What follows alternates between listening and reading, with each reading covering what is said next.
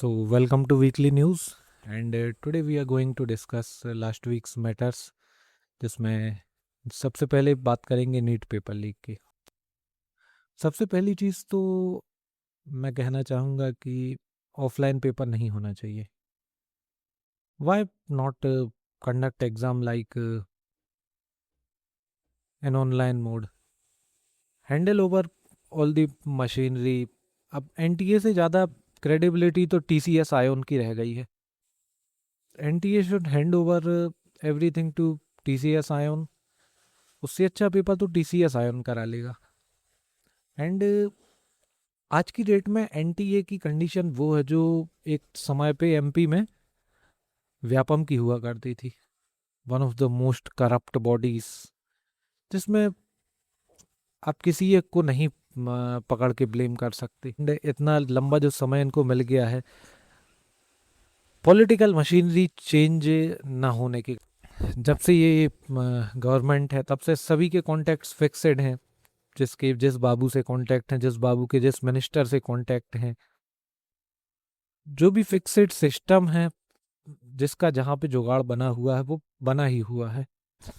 NTA अब चाहे आप ये एसएससी पेपर लीक की बात कर लीजिए या फिर जीसी नेट का भी कुछ लीक वगैरह हुआ था, इन सब में एक चीज़ जो मुझे बदकिस्मती से सही लगती है वो ये है कि हमारा जो यूथ यूफोरिया में लगभग हर 60-70% बच्चे इस यही कंपटीशन और गवर्नमेंट जॉब के पीछे पागल हो रखे थे।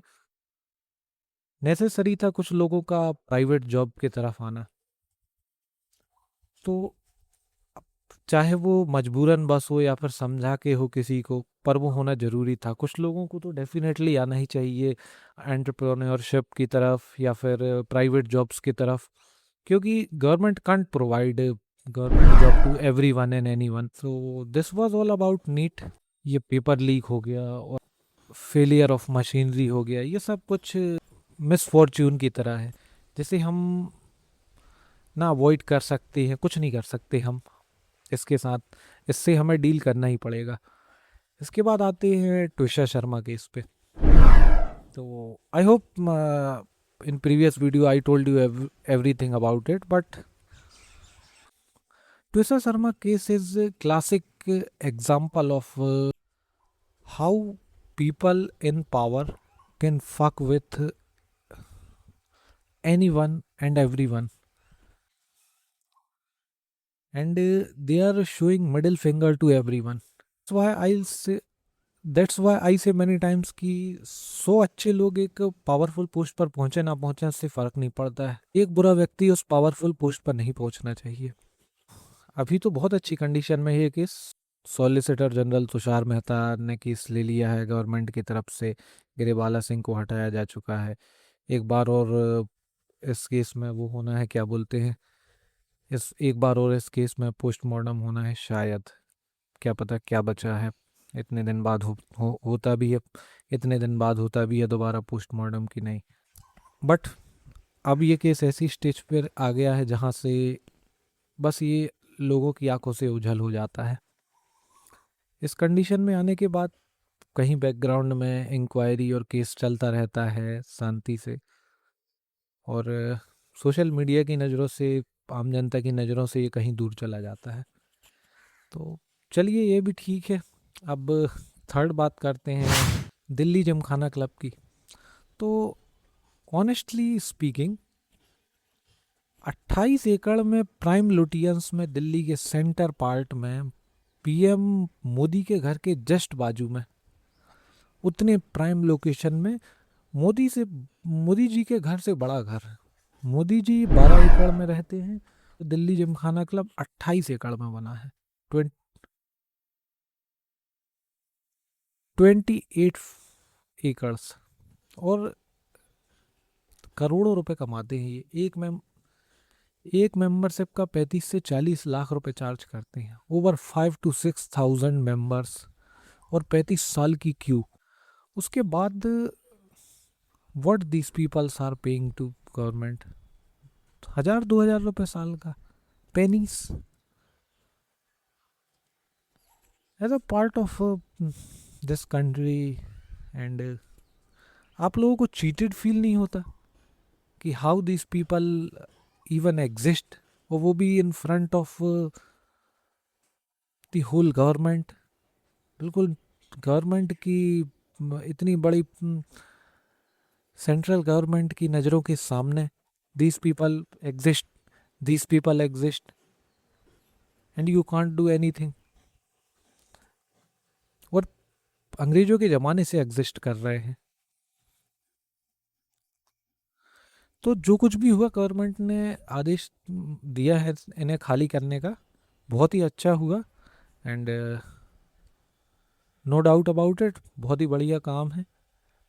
और मैं तो कहता हूँ कि ये 70 साल का 80 साल का जितना टैक्स हो रहा है वो भी इम्पोज करना चाहिए इन पे, और वो भी वसूल करना चाहिए।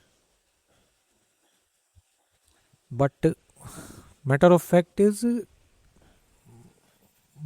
मैटर ऑफ फैक्ट इज कि जिमखाना क्लब की तरफ से भी जिमखाना क्लब की तरफ से भी कांग्रेस एमपी अभिषेक मनु सिंह भी इस केस को दिल्ली हाई कोर्ट में अप्रोच करने वाले हैं।